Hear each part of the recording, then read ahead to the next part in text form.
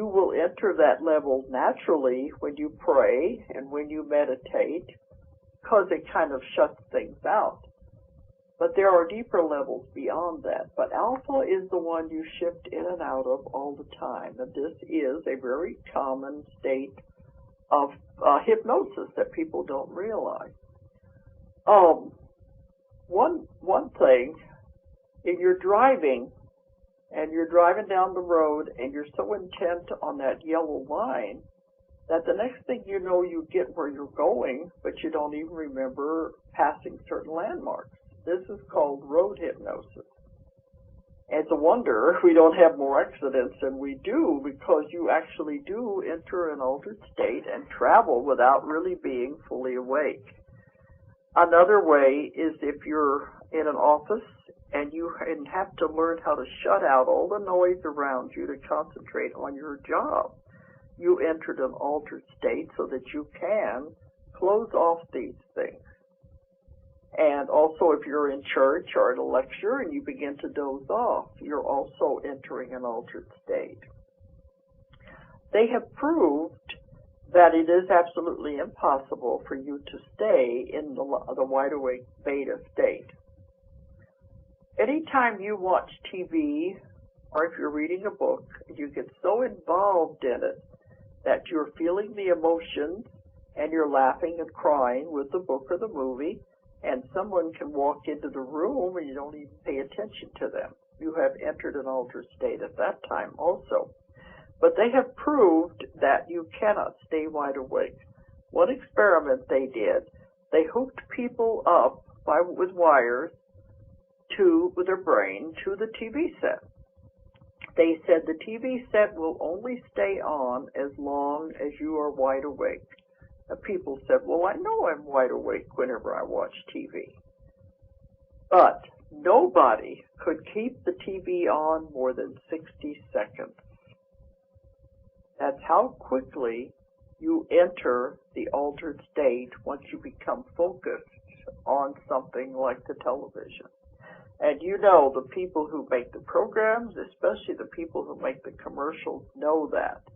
They know that you are in an altered state when you're watching the TV, and during that time, subliminal suggestions can be put into your mind, like buy our product is good for you, etc., etc. Now all these things about this medicine will do this or that, this prescription, go and get the prescription. It's all subliminally aimed at the part of your mind that is very suggestible when you're watching the television. One thing I do, I always mute it during the commercials.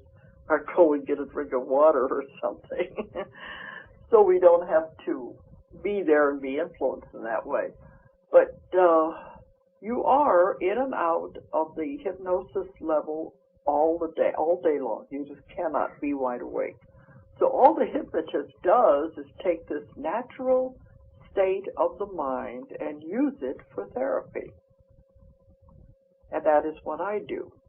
But the somnambulistic level is the deepest.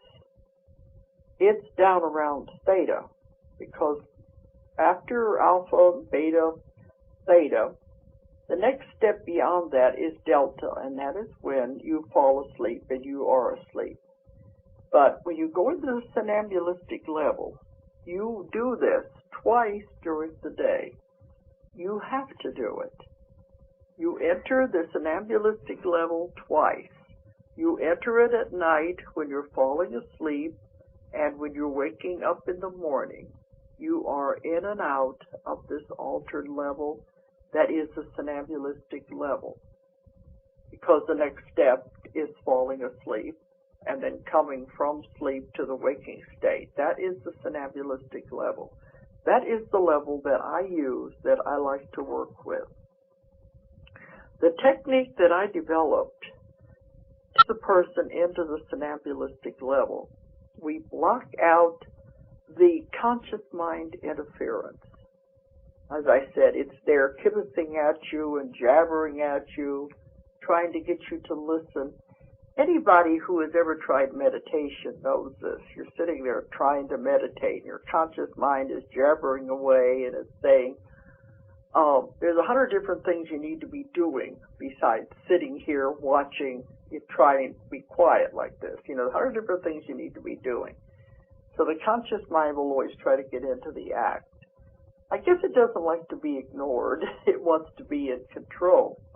So when you start these things, it will start jabbering at you. So it's very important for the hypnotist to remove that conscious mind interference. Push it aside, push it out of the way so that it cannot interfere with what we're doing.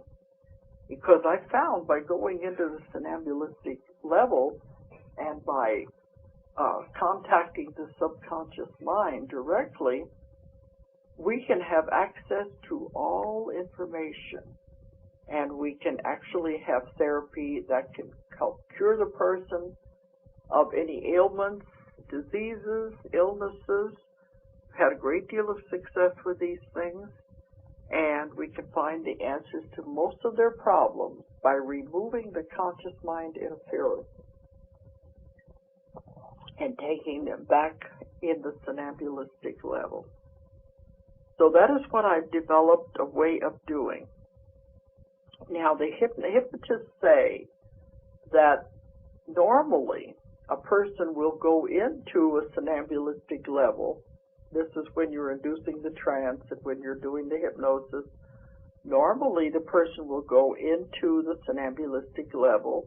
It would be 1 out of 20 or 1 out of 30 people will just automatically do it. But with the technique that I developed, it's the other way around. Either 1 out of 20 or 1 out of 30 will not go into the somnambulistic level.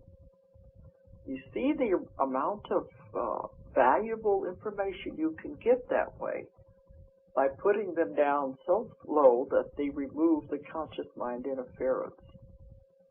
And I believe that what I've discovered is very valuable and very important. This is why now I'm teaching it all over the world. I've been doing this hypnosis now with the past life therapy and the past life regressions. I've been doing it now for 30 years. I have worked with thousands and thousands of people all over the world. And I just did a radio show the other night where the narrator was trying to convince me that this was work of the devil, that it was demons possessing the person, that there was no such thing as reincarnation. And, of course, I don't know where he was coming from, but I figure there's a lot of fear there and ignorance because they've not done their research. But out of these thousands and thousands of people, I have yet to find anyone who has not had a past life, somewhere, sometime. So I think that should be enough proof, if you want, that reincarnation is real. But you know what they say, no amount of proof will ever be enough for a true skeptic. And a believer does not need any proof. But I have had such wonderful cases and wonderful adventures that I know it's real. If you do thousands of people, and many of them are in the same time periods, they're reporting the same events, the same things in everyday life. To me, it's real because I know it, because I have no doubt at all with thousands of people, there's plenty of validation to back me up. One of the books I'm working on, I've just finished a new book, and it's part of the Convoluted Universe series, but one of the books I'm working on 3 at the same time, and they hardly ever work on one at a time. Whichever book is finished first is the next book to be published. But one of the books that I'm working on is history as it really was, because I'm finding out what has come down to us through the history books is not really exactly the way history happened.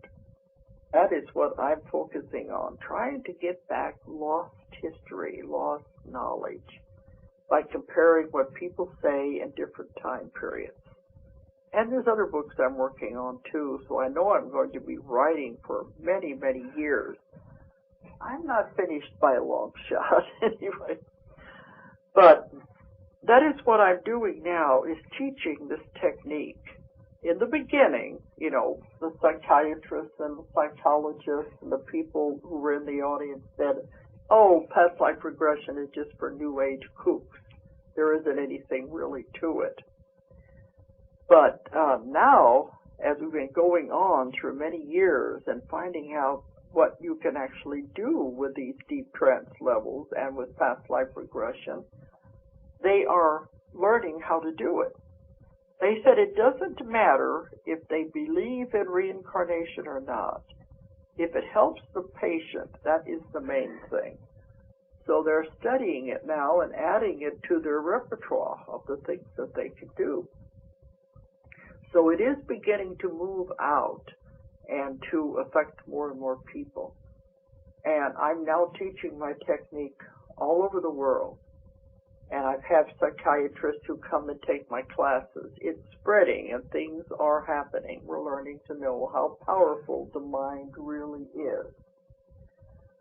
Well, I'm going to be running out of time today, but I wanted to give you this background on myself so you will know where I'm coming from and what the next shows will be about.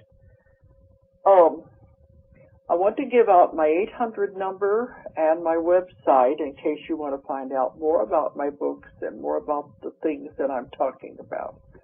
The 800 number is 1-800-935-0045. 1-800-935-0045. And our website is named after the name of my company. My company is Ozark Mountain Publishing. And its website is an abbreviation of Ozark Mountain. www.ozarkmt.com. ozarkmt.com. But now I have my own publishing company, and I am publishing many, many other authors. So in the next shows to come, in addition to my talking about my work with UFOs, ETs, life after death, the prophecies of Nostradamus, there's in the Convoluted Universe series where there was just complicated metaphysics. In addition to that, I will also be interviewing some of our other authors that we have published, and their work is also equally fascinating. So I'm looking forward to being with you on future shows. You've been listening to BBS Radio, a blogandservice.com production and a service to others endeavor. Thank you very much for tuning in to our radio